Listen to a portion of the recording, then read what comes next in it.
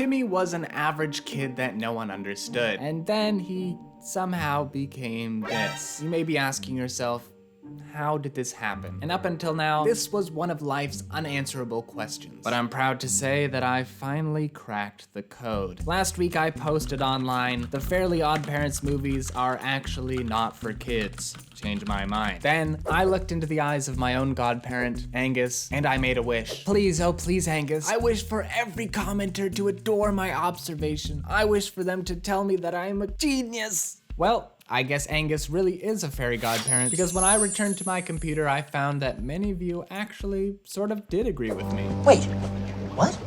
Many of you wrote that these films are just not for anyone. And I can't disagree with that, but I also can't end this video in 30 seconds or my boss will fire me, so I'm just going to continue with my argument. A Fairly Odd movie, Grow Up Timmy Turner, was released in 2011, followed by A Fairly Odd Christmas in 2012, and A Fairly Odd Summer in 2014. Now, I used to watch Fairly Odd Parents when I was a fairly young child, but up until a few weeks ago, I had absolutely no clue that these live action adaptations even existed. But when I found out about them, I was all like... Then I marathoned the entire trilogy. And let me tell you, it was fairly weird. Fairly odd. I'm sure many of you know about the original Nickelodeon show Fairly Odd Parents, which, despite what Lego Lunatic says, I mean, it says parent in the name, so it should be for adults or parents and not for kids. It's actually a kid's show. It's about a neglected 10-year-old kid, Timmy Turner, who's got these fairy godparents, Wanda and Cosmo. They can grant him any wish that he desires. The best wish my fairy godfather Angus ever granted me was a pile of rocks. Here you go, my son. Timmy is more fortunate than that, and the show acts as a wish fulfillment for any kid who may feel neglected, forgotten, socially outcast, or, you know, whatever. Importantly, it's a show that very much is about a kid's experience, meant to fulfill what a kid would selfishly desire. I wish for no more breakfast, lunch, or dinner. Just dessert. So I was naturally shocked to find out that in these live adaptations, Timmy is played by 25-year-old Drake Bell. BB Wolf says, that ain't Timmy Turner, that's a grown man. That's what I first thought too. I was like, is Drake Bell playing a middle schooler here, or are these movies about an adult Timmy? The answer is both. Kind of. It's complicated. This movie is basically telling kids to just act like Adam Sandler. Yeah, the dimension here is pretty much right here. Timmy is in his mid-20s now, but he still acts like a third grader. In fact, he still hangs out with third graders and even attends the third grade. The concept is basically that Timmy needs to grow up so he can get rid of his fairy godparents. Because when he reaches a certain maturity level, he's not allowed to have them anymore. But Timmy doesn't want to get rid of them, and therein lies the conflict. Yep, you heard it right. Instead of making a wish fulfillment fantasy for children, A Fairly Odd Movie gives us a man-child Timmy Turner, and the movie is about how he shouldn't have fairy godparents anymore. So,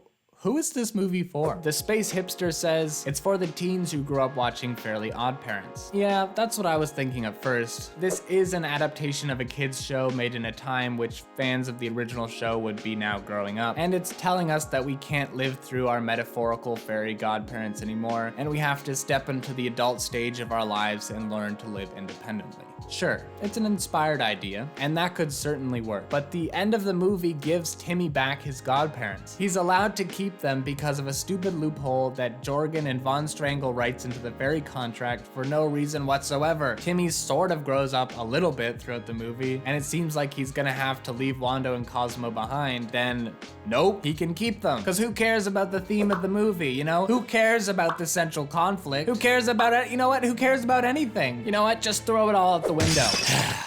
Gabby says, Timmy is superficial with Tootie.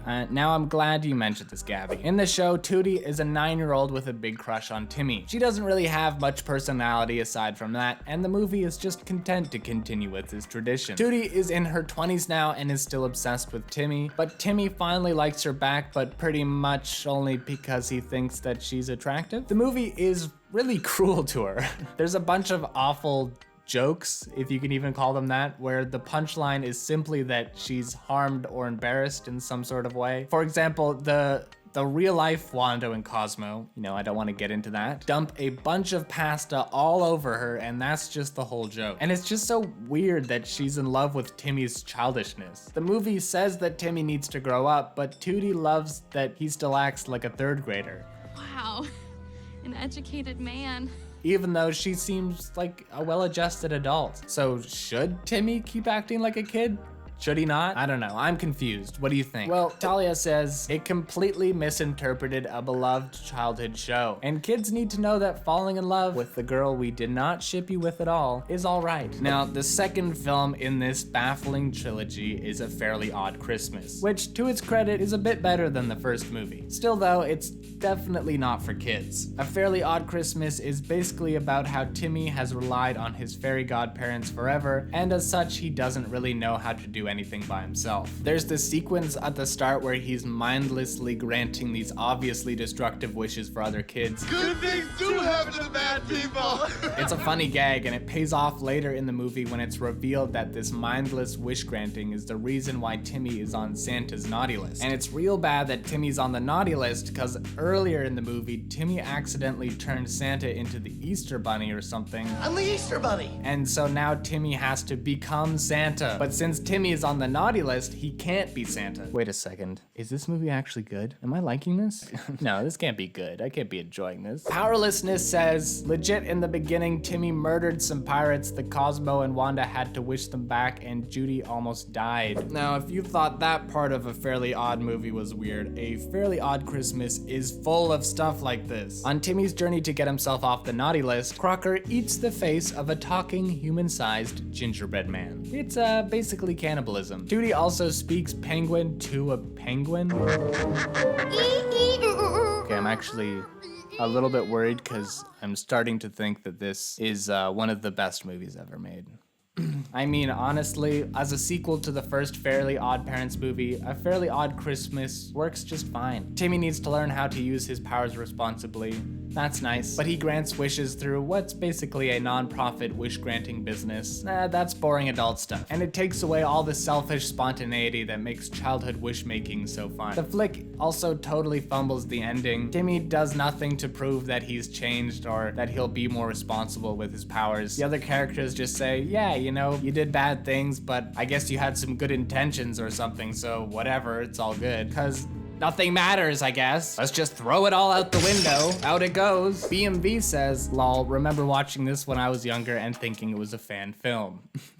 And this brings us to A Fairly Odd Summer, the most baffling film of the trilogy. I guess by this point, the creators just decided to triple down on the series being not for kids. Drake Bell would have been almost 30 by this point, so I guess they were like, yeah, you know what, just make Timmy work a boring office job in the fairy world's yuck factory. Kids love office jobs, right? They'll just love it, who cares? Let's just, throw it out the window. In the movie, Timmy is bummed that he can't go on summer vacation. Also, for some reason, Von Strangle entrusts Timmy with the power of all fairies everywhere, but somehow Timmy finds his way to the beach, lets the evil Foop steal the fairy power supply, and then every fairy in the world almost dies. And then, at the climax, the most incredible moment in any Fairly Odd Parents movie occurs. Makoto says, you mean the one where Timmy dies because he fell into an active volcano? That's right. Timmy falls into a pit of lava. He full on dies right before our eyes. And then he reemerges as a fairy. Yes, they decided that this was a good idea. Okay, to be honest, I applaud this plot beat for its sheer absurdity, but it also underlines everything misguided about the trilogy. Let me speak for every kid ever with absolutely no nuance when I say nobody wanted Timmy to be the fairy godparent. We wanted him to have fairy godparents so that he could do anything he wanted. That was the magic of Fairly Odd Parents. Spintech Film says, Pee-wee's Big Adventure wasn't meant for kids either, if you really deconstruct that particular movie. I hear you. And I don't mean to bash on the trilogy. These films could have been a spirited attempt at speaking to the kids who grew up watching Fairly Odd Parents, at sending us a message that it's time to live independently. But these movies try to have their cake and eat it too. They need to keep Wanda and Cosmo around, so they backtrack on any emotional progress. They have these weird undeserved endings that allow Timmy to keep his fairy godparents while still paying lip service to the idea that he's all grown up. The fact that these movies are not actually for kids isn't what makes them disappointing. What makes them disappointing is that they try to be for kids, but the concept isn't suited for kids at all. The concept is aimed at young adults. But I think it's safe to say that no young adult wants to watch their favorite cartoon character when he looks like this and acts like this. And nothing enhances snack time like moldy rotten string cheese in your babas, huh, kids? Alright, so what do you think? Do you think these flicks are for kids? What about Tricks? Are those for kids? Let us know in the comment section down below and check out our community tab for more scolding hot takes. Alright, see you next time.